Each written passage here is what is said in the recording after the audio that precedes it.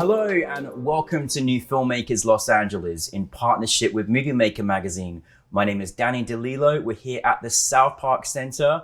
I'm delighted to be joined with Chase, who's come all the way from Toronto, Canada to be with us. Yeah, it's thank amazing. You for having me.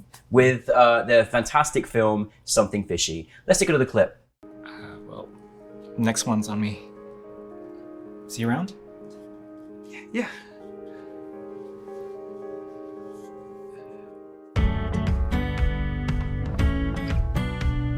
You need to give them a lick of a wet dream. The ultimate Danny fantasy. Huh? Ohayo gozaimasu. No pic, no chat. Come take a ride with me. Let's go!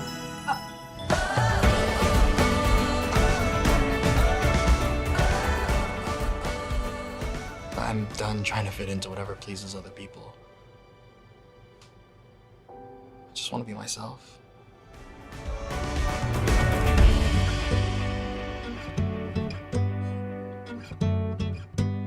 Chase, thank you so much for being here. Really appreciate it. Thank you for, how long have you been here for this week? Did you come this week? Yeah, I came in on Wednesday. Wednesday. Yeah. Have you had a good time? I have, yes. I went to the Academy Museum, so that was like really amazing. Like, amazing. Just as a lover of film, like yes, to see everything there. It's like, yeah, it's brilliant. Well, thank you so much for bringing Something Fishy. It was so nice to hear the audience reaction last night because everyone was just like loving it, and I love your film because I can relate to it. But for those that haven't seen your film, tell us a brief synopsis. Yeah, so basically it takes place in Toronto around these two best friends who work at a coffee shop. One is named Bex, and she's kind of like a firecracker. She's a bit of a player. And then we have Danny, who's the best friend, who's a little bit of just a hopeless romantic. He's so sweet. Really sensitive. And basically Danny gets just out of a relationship. So their heart is broken. And Bex has this bright idea to impersonate them on a dating app to prove that they're desirable. And of course, disastrous results happen. Literally disastrous results happen. Like almost the worst. Where did this, because obviously you took on multiple roles, Chase. You were in front and behind camera. You did a great job and all, but how did this idea come about to turn into a film? Yeah, I mean, my co-writer, Bessie Chang, who also played Bex in the film. So good. You're a good little knit of group, aren't you? Yeah. But it was actually our first time working together, and we co-wrote the script, and we basically were just talking about our dating experiences, like being queer and Asian and being on the apps and just really relating to each other that way, but also the differences. And we really wanted to tell a story that was lighthearted and funny, even though like it does kind of tackle certain issues that, you know, the challenges of being on these apps and maybe being stereotyped or you know, these sort of things. No, I mean, it was, and it's what I loved as well. You brought so much realness to it, like the reality of the situation, and then mixed it in with so much amazing humor. Like I just loved all the energy that these characters got created together, because you're all like very, very funny as well at the same time. How was it for you, and obviously co-writing it and directing, how was it for you taking on all of those roles and then obviously bringing in the cast as well as yourself as well? How was that? Yeah, it definitely was really challenging. It just as a first-time director, like it being my first film. It's amazing. But I really wanted that experience, and I had the unique opportunity because this was basically a joint partnership between my union and the specific subcommittee, Actor TO, and the Inside Out Festival in Toronto. So basically it was a pitch contest. So you basically have to submit, and it is competitive, and we got selected, and they give you in-kind resources and they give you some money to make it. But you have to basically make everything happen within that year, essentially, to submit it in time for the festival. But I definitely was really nervous as a director, just because being my first time experience. But I think based on my own experience as an actor, because I am primarily an actor, reaching out to my producer, who's Alice Wang, and I've worked with them actually as an actor. I've asked them for advice. Also, other people like Christopher Gipp. So I had people that I could actually lean on to ask for advice, how to approach it. Yeah. Well, you did a great job. So I hope it's the first of many. But also, do you think it helps as well? Like, you're an actor, right? So you know how actors feel. You know what I mean? I think was that helpful as a director when you were directing your actors? Yeah, I think so. I think for sure having that experience being on set and knowing what kind of environment I want to work in. You know, and I think also just, having respect all around, like for your cast and crew. So for me, spending a lot of time during pre-production, really solidifying those relationships and having open-ended conversations about how do people work? How do you communicate? just basically what is your process as an artist, right? Yeah, most definitely. So taking that time to do that was really important.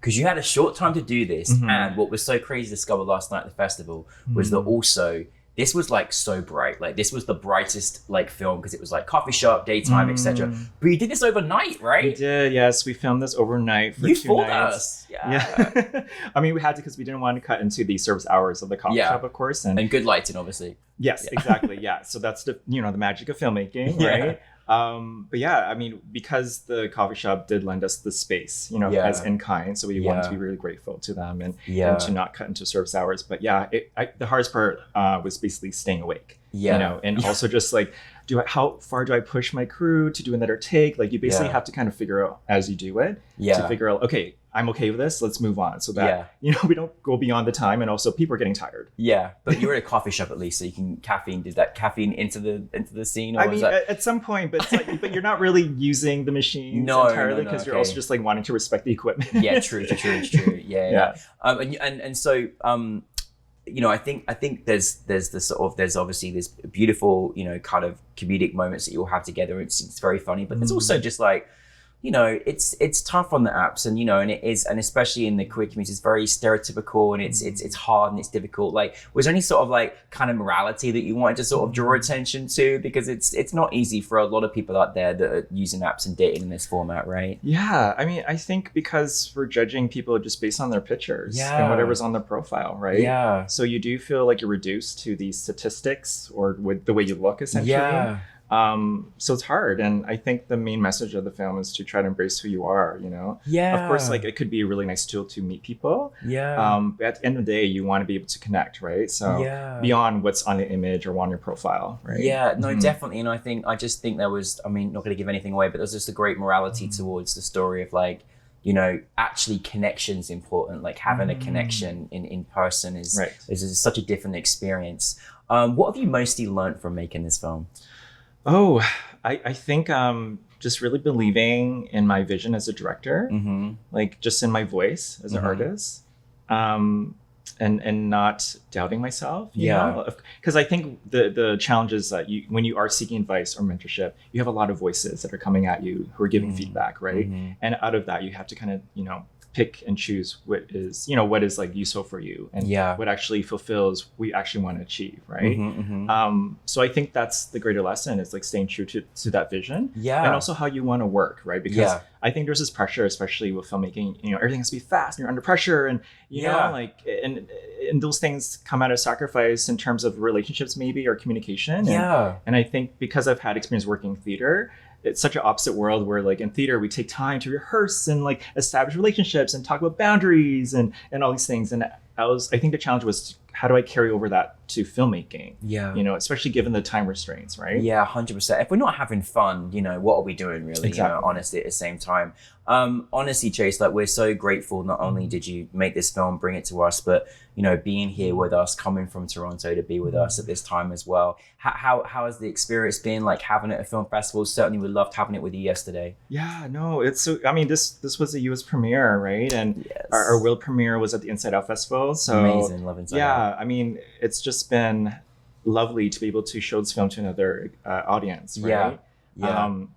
And like you said, to hear those laughs, like especially with comedy, you're just like, oh my God, I hope people like respond to when they laugh. So to hear the laughs was just, that's all I needed to. That's like job done. Job done. Exactly. It's always funny though when you hear people laugh in maybe things that like you're like, oh, I didn't know you're gonna laugh at that moment. Right. Exactly. Yeah. People will surprise you for sure. Depending on who the audience is. No, most definitely. And listen, you did allude to last night. Where are you taking us next? What's going on? Yeah, so I'm currently working on writing my first feature called Glimmer, and it's a different genre. It's a neo-noir psychological thriller, which follows this people-pleasing banker who's exploring their gender through sex work. And so they're basically cross-dressing, and they basically have like a dual personality, and they come with this alter ego, and they meet this trans mentor who's an older trans woman who's also a sex worker, who basically ask them to do an illegal transfer at the bank. And then after the transfer gets complete, she disappears. So basically, Alex, who's the protagonist, has to find out what happened to her. And they basically get framed for the illegal transfer as well. So oh my goodness, this is brilliant. I can't wait. That's amazing. Yeah, so I'm hoping that will, so basically we're going to try to do the proof of concept short film early next year if we get funding. Yes, funding please, funding. Yes. Funding. Exactly. Yes. And I'm also working on a series called Imperial Threads. And it's a young adult, fantastical, historical drama, essentially. And it's like Miss Marvel meets Curse of the Golden Flower. And it follows Sage, who's an adoptee. She's Chinese American. And she basically finds this magical jade hairpin, which helps her travel to the past during the Tang Dynasty. And she learns about her lineage. And essentially what happens in the past, like she ends up changing what happens in the present. Yeah, and learns more about herself as well. That's look at some amazing stuff, Chase. This is brilliant, fantastic. And just for you personally, like I know it's as maybe as a director for the first time, any advice you give to filmmakers out there that want to step into the shoes, and what have you learned from this particular experience? Yeah, I think you just got to lean into your fears and be okay taking risks and also making mistakes. Yeah. But also ask for help. Like, don't be afraid of asking for help and get the support you need for sure. Yes. Yeah. But don't let, those, whether it's naysayers or the doubt getting away from actually making it happen somehow. Even if it's not like quote unquote perfect or whatever it is. Because basically you kind of need to be open to the journey itself, because there are things that happen in filmmaking. You may lose your location, which we did. We lost our location initially, and then we had to change locations, and maybe you're not going to be able to get all the shots you want, right? Yeah. But you're able to still craft a story out of it, right? So, yes. Yeah. Good advice. Good advice. Well, listen, Chase, we're so grateful that you're part of the New Filmmakers LA family. Thank you so much for being here. We are really excited for your next projects, but thank you for Something Fishy, and thank you so much for your presence. Thank you so much for having me. Thank you. Chase, everybody.